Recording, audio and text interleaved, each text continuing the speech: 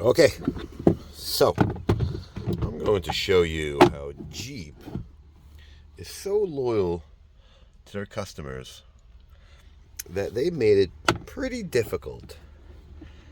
And I'm going to show you how to get this cabin filter out. And I did it. I already removed the glove box. You've got this guy right here. That's not tricky. That's this guy right here. See this? All right. You push that down, right? And I'll pop right out. Squeeze these guys in, right? All easy. You can do it, no tools required.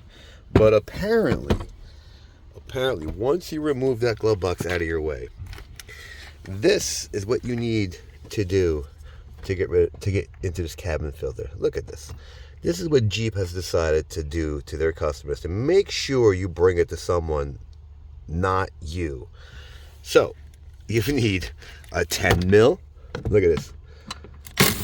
To remove this bracket that's clearly in your way. Because if you remove this one screw, which I have to remove as well, okay? Now, what I would do if I was anyone who owns a vehicle like this is, let me switch batteries. Look at this. So let's get this Phillips head out, as well as a Torx. So you need three different tools to take out a $5 cabin filter. Isn't that lovely? That's really lovely, isn't it? Now, I'm only assuming Jeep is hurting for money, so they have to do something like this. But I'm only assuming you can just move this out of the way. Look. So, two tools, a 10 mil and a Phillips. Let's get this puppy out. Let's see if we can get it out with this guy in the way. So let's see how much more trickier this is. Okay, that wasn't hard at all. That's great. Thank you for this. Now, if you know anything about cars, you don't need that one screw, but you can put it back if you'd like. And what I would do is completely remove this thing. I can't imagine you need this thing, but who knows? You never know. You might end up squeaking one day because this thing's removed. So let's push it over, get this guy back out.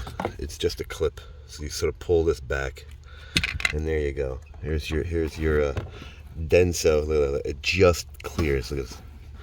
Unbelievable. All right, so there you have it.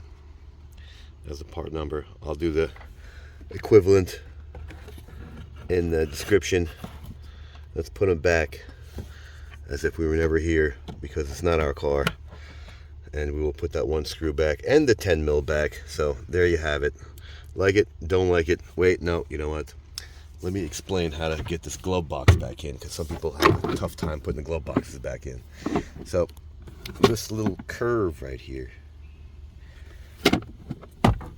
sits on this little guy. So it almost has to be completely down, you see, for it to line back up, and so it hinges freely. Don't forget about this guy, right? So with both hands, you want to push this guy back up, right? And you're going to put it all back together because you're the one who took it apart. So there you go. Like it, don't like it, share, don't share, subscribe, don't subscribe. Thanks for watching.